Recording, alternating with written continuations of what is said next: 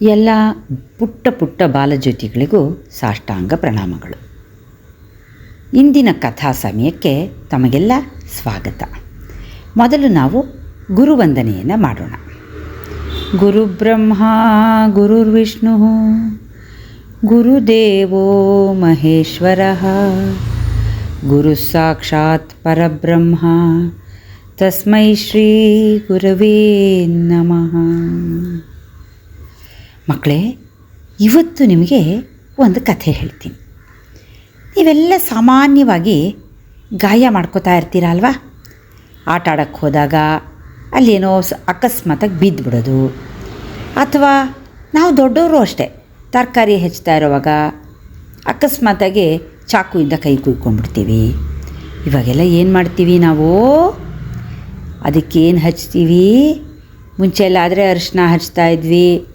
ನಮ್ಮನೇಲೆಲ್ಲ ನಾವು ಒಂಚೂರು ಸುಣ್ಣ ಹಚ್ಬಿಡ್ತಿದ್ವಿ. ಸುಣ್ಣ ಹಚ್ಬಿಟ್ರೆ ಅದು ಗಾಯಕ್ಕೆ ಅಂಟ್ಕೊಂಡ್ಬಿಡುತ್ತೆ. ಆಮೇಲೆ ಗಾಯ ವಾಸಿ ಆಗೋ ತನಕ ಸುಣ್ಣ ಬೀಳ್ತಾ ಇರಲಿಲ್ಲ. ನಮ್ಮ ಮನೇಲಿ ನಮ್ಮಮ್ಮ ನಮಗೆಲ್ಲ ಸುಣ್ಣ ಹಚ್ಚೋರು. ಆದರೆ ಅದು ಹಚ್ಚೋವಾಗ ಉರಿ ಆಗ್ತಿತ್ತು. ಈಗೆಲ್ಲ ಏನು ಮಾಡ್ತಾರೆ ಎಲ್ಲರೂ? ಅದಕ್ಕೇನು ಹಚ್ತಾರೆ? ನಿಮಗೆಲ್ಲ ಗೊತ್ತಲ್ವಾ? ಬ್ಯಾಂಡೇಡ್. ಎಷ್ಟು ಸುಲಭ ಅಲ್ವಾ ಇವಾಗ? ಅದು ಇವಾಗ ನೀರು ಬಿದ್ದರೂ ನೆಂದುಬಿಟ್ಟು ಬರದೇ ಇರೋ ಅಂತಹ ವಾಟರ್ ಪ್ರೂಫ್ ಬ್ಯಾಂಡೇಡ್ಗಳು ಬಂದಿದೆ ಅಲ್ವಾ? ಹೌದು, ಈ ಬ್ಯಾಂಡೇಡ್ನ ಯಾರು ಕಂಡು ಹಿಡಿದ್ರು? ಅದ್ರ ಬಗ್ಗೆ ತಿಳ್ಕೊಬೇಕಲ್ವ ನಾವು? ಆ ಮಹಾನುಭಾವನ ಹೆಸರು ಅರ್ಲ್ ಡಿಕ್ಸನ್ ಅಂತ. ಅವನು 1920ನೇ ಇಸ್ವಿನಲ್ಲಿ ಹುಟ್ಟಿದ್ದು. ಅವನು ಏನು ಮಾಡ್ದ ಅಂದರೆ, ಅವನು ಒಂದು ಔಷಧಿ ಕಂಪ್ನಿನಲ್ಲಿ ಕೆಲಸ ಮಾಡ್ತಾಯಿದ್ದ. ಅವನ ಹೆಂಡತಿ ಹೆಸರು ಜೋಸೆಫೀನ್ ಅಂತ. ಜೋಸೆಫೀನ್ ಏನು ಗೊತ್ತಾ? ತುಂಬ ಅರ್ಜೆಂಟ್ ಕೆಲಸ ಅವಳದು. ಅವಳಿಗೆ ಏನಾದರೂ ಮಾಡಬೇಕಾದ್ರೆ ಒಂದು ಕೆಲಸದ ಮೇಲೆ ಗಮನ ಇಟ್ಟು ನಿಧಾನವಾಗಿ ಮಾಡುವಂಥ ಅಭ್ಯಾಸ ಇರಲಿಲ್ಲ. ಆದರೆ ತುಂಬ ಒಳ್ಳೆಯವಳವಳು. ಆದರೆ ಏನು ಮಾಡೋದು? ಆ ಥರ ಏನೋ ಒಂದು ಮಾಡೋಕ್ಕೆ ಹೋಗ್ತಾಳೆ, ಏನೋ ಒಂದು ಬೀಳಿಸ್ಬಿಡ್ತಾಳೆ. ಏನೋ ಒಲೆ ಮೇಲೆ ಇಟ್ಟಿರ್ತಾಳೆ, ಅದನ್ನು ತೆಗಿಯೋಕ್ಕೆ ಹೋಗ್ತಾಳೆ, ಕೈ ಸುಟ್ಕೊಂಡ್ಬಿಡ್ತಾಳೆ. ಚಾಕುವಿಂದ ಏನೋ ಹೆಚ್ಚೋಕ್ಕೆ ಹೋಗ್ತಾಳೆ, ಕೈ ಗಾಯ ಮಾಡ್ಕೊಂಡ್ಬಿಡ್ತಾಳೆ. ನಡೆಯುವಾಗ ಏನೋ ನೋಡ್ಕೊಂಡು ಹೋಗ್ಬಿಟ್ಟು ಎಡೋಗ್ಬಿಡ್ತಾಳೆ. ಹೀಗೆ ಅವಳು ಏನಾದರೂ ಒಂದು ಗಾಯ ದಿನ ಮಾಡ್ಕೋತಾ ಇರ್ತಾಳೆ. ಗಾಯ ಆದ ತಕ್ಷಣ ಅವಳು ಇವನಿಗೆ ಅರ್ಲ್ ಡಿಕ್ಸನ್ ಅಂತ ಅವನ್ನ ಡಿಕ್ಸನ್ ನಂಗೆ ಗಾಯ ಆಗೋಗಿದೆ, ಬಾ ಬಾ ಬಾ ಅಂತ ಕರೀತಾಳೆ. ಇವನು ಹೋಗಿ ಅವಳಿಗೆ ಔಷಧಿ ಹಚ್ಚಿ ಅದಕ್ಕೊಂದು ಹತ್ತಿ ಸುತ್ತಿ ಬ್ಯಾಂಡೇಜು ಬಟ್ಟೆ ಸುತ್ತಿ ಎಲ್ಲ ಮಾಡ್ತಾಯಿರ್ತಾನೆ. ಹೀಗೆ ದಿನ ಆಗ್ತಾ ಇರುತ್ತೆ. ಇವರು ಕೆಲಸಕ್ಕೆ ಹೋದಾಗಲೂ ಕೂಡ ಅವಳು ಅಲ್ಲಿಗೂ ಕೂಡ ಫೋನ್ ಮಾಡಿಬಿಡ್ತಾ ಇರ್ತಾಳೆ, ಅಯ್ಯೋ ನನಗೆ ಗಾಯ ಆಗಿದೆ ಅಂತ ಕಂಪ್ನಿ ಯಜಮಾನ ಪಾಪ ತುಂಬ ಒಳ್ಳೆ ಮನುಷ್ಯ.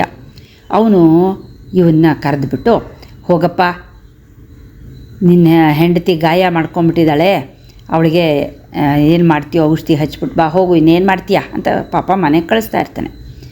ಇವನು ಪ್ರಾಮಾಣಿಕತೆಯಿಂದ ಮನೆಗೆ ಬಂದು ಅವಳಿಗೆ ಔಷಧಿ ಹಚ್ಬಿಟ್ಟು ತಕ್ಷಣ ಆಫೀಸ್ಗೆ ಹೋಗ್ತಾ ಇರ್ತಾನೆ.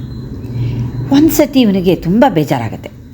ಇವರೆಲ್ಲಾದರೂ ಹೊರಟ್ರೆ ಸರಿ, ಆಫೀಸಿಂದ ಹೊರಗಡೆ ಬೇರೆ ಏನೋ ಕೆಲಸಕ್ಕೆ ಹೊರಟ್ರು ಎಲ್ಲರೂ, ಏನಪ್ಪ ಹೆಂಡತಿಯಿಂದ ಫೋನ್ ಬಂತಾ, ಗಾಯ ಮಾಡ್ಕೊಂಡಿದ್ದಾಳ ಅಂತ ತಮಾಷೆ ಮಾಡ್ತಿರ್ತಾರೆ. ಇವನಿಗೆ ಇದೇನಿದೆ ಹೀಗೆ, ಇದಕ್ಕೇನಾದರೂ ಒಂದು ಉಪಾಯ ಕಂಡುಹಿಡಿಬೇಕಲ್ಲ ಅಂತ ಒಂದು ದಿವಸ ಎಲ್ಲ ತಲೆ ಕೆಡಿಸ್ಕೋತಾನೆ. ಆವಾಗ ಒಂದು ಯೋಚನೆ ಹೊಳೆಯುತ್ತೆ ಅವನಿಗೆ. ಅವನ ಕಂಪ್ನಿನಲ್ಲಿ ಈ ಔಷಧಿ ಹಚ್ಚಿದ ಒಂದು ಪಟ್ಟಿ ಇರುತ್ತೆ. ಆ ಪಟ್ಟಿ ಮಾರಾಟ ಮಾಡ್ತಾ ಇರ್ತಾರೆ ಅವರು, ಉದ್ದಕ್ಕಿರೋ ಪಟ್ಟಿ. ಇವನೇನು ಮಾಡ್ತಾನೆ, ಆ ಪಟ್ಟಿನ ಮನೆಗೆ ತರ್ತಾನೆ. ಅಷ್ಟುದ್ದ ಪಟ್ಟಿನೂ ಉಪಯೋಗಿಸೋಕ್ಕಾಗುತ್ತಾ ಒಂದೇ ಸತಿ? ಅದಕ್ಕೆ ಇವನೇನು ಮಾಡ್ತಾನೆ, ಅದನ್ನು ಕತ್ತರಿಸ್ಬಿಟ್ಟು ಆ ಪಟ್ಟಿ ಮಧ್ಯದಲ್ಲಿ ಒಂಚೂರು ಹತ್ತಿ ಇಡ್ತಾನೆ. ಹತ್ತಿ ಇಟ್ಬಿಟ್ಟು ಅದು ಪಟ್ಟಿಗೆ ಅಂಟ್ಕೊಂಡ್ಬಿಡುತ್ತೆ. ಆಮೇಲೆ ಅದ್ರ ಮೇಲೆ ಒಂಚೂರು ಮುಲಾಮ್ ಹಚ್ತಾನೆ. ಆ ತರಹ ಪಟ್ಟಿಗಳನ್ನ ಉದ್ದಕ್ಕೂ 1 ಇಂಚು ಅಗಲ, 4 ಇಂಚು ಉದ್ದ ಆ ಥರ ಕತ್ತರಿಸ್ಬಿಟ್ಟು ಮಧ್ಯೆ ಅದಕ್ಕೆ ಹತ್ತಿ ಇಟ್ಟು ಮುಲಾಮ್ ಹಚ್ಚಿ ರೆಡಿ ಮಾಡಿ ಒಂದು ಕಡೆ ಉದ್ದಕ್ಕೂ ಇಟ್ಟಿರ್ತಾನೆ.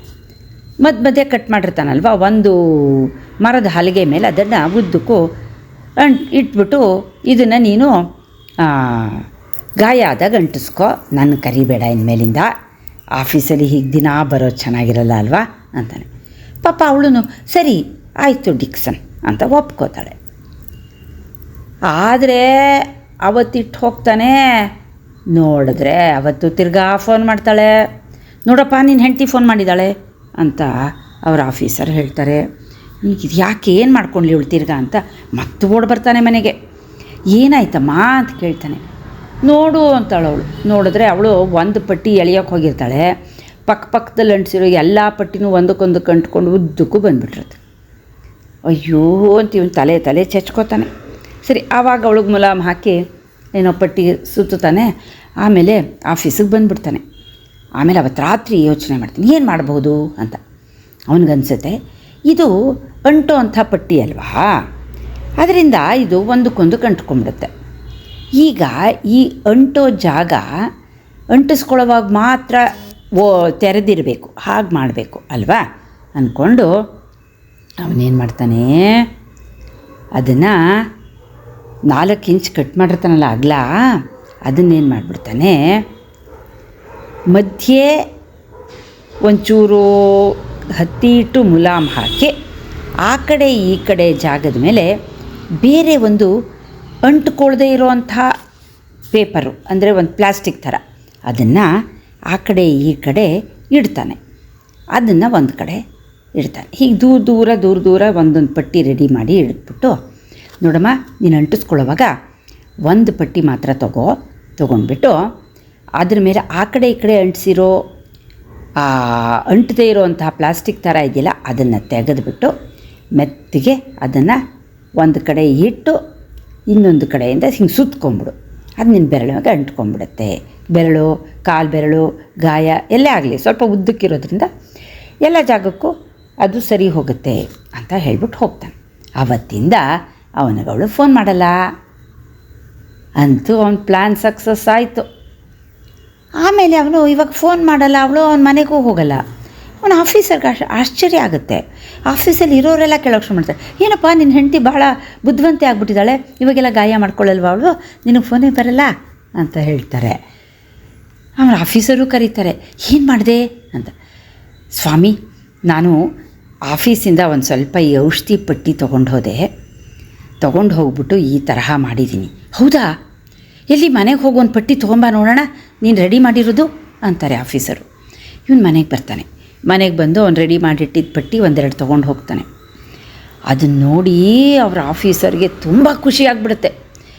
ವಾವ್, ತುಂಬ ಒಳ್ಳೆ ಕೆಲಸ ಮಾಡಿದೀಯಾ, ನೀನು ನಮ್ಮ ಕಂಪ್ನಿಗೆ ಸಹಾಯ ಮಾಡಿದೀಯಾ, ನಿಜವಾಗ್ಲೂ ಒಳ್ಳೆಯದಾಯಿತು ಅಂತ ಹೇಳಿ ಅವನಿಗೆ ಅಭಿನಂದನೆ ಸಲ್ಲಿಸ್ತಾರೆ. ಆಮೇಲೆ ಅವರೇನು ಮಾಡ್ತಾರೆ, ಅವರ ಫ್ಯಾಕ್ಟ್ರಿಲಿ ಅದೇ ತರಹ ಪಟ್ಟಿ, ಅಂದರೆ ಆ ಕಡೆ ಈ ಕಡೆ ಅಂಟ್ಕೋಬಾರ್ದು,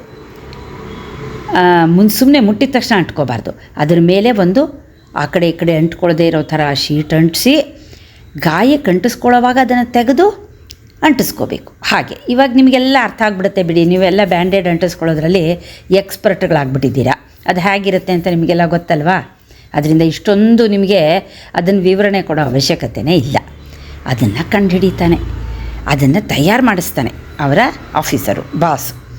ಆಮೇಲೆ ಏನಾಗುತ್ತೆ, ಅದನ್ನು ಅಲ್ಲಿ ಇಲ್ಲಿ ಸ್ವಲ್ಪ ಹಂಚ್ತಾರೆ. ಅದಕ್ಕೆ ಪ್ರಚಾರ ಮಾಡಬೇಕಲ್ಲ, ಅದಕ್ಕೇನು ಮಾಡ್ತಾರೆ, ಈ ಸ್ಕೌಟ್ ಆ್ಯಂಡ್ ಗೈಡ್ಸ್ ಅಂತ ಇರ್ತಾರೆ ನೋಡು ಸ್ಕೂಲುಗಳಲ್ಲಿ.